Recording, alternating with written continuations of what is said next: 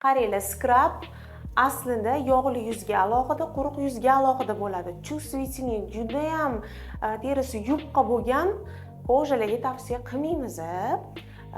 Undan ko'ra yengil, foizi juda ham kam bo'lgan lегкий peelinglardan 2-3 minutda foydalanishligi mumkin. Skrab mumkin emas. Xo'p, yog'li yuzlar uchun skrab ko'rinishi aytganimdek dag'al bo'ladi. Qattiqroq surilganida maska qilib surasizda teriga singdirasiz yaxshilab. Skrab surilganidan keyin oddiy qo'l yordamida yaxshilab skatka qilinadi va terida 5 minut qolishi shart. Srazi yuvib tashamanglar. Bu terini ichigacha kirishi kerak va teringlarni shundagina yaxshi tozalab, oqartirib berishga ishlaydi. Bu qo'limga mana skrab qilindi. Bunga qilinmagan, srazi уже teri oqarib, tiklandi. Koja tiklanadi skrabda.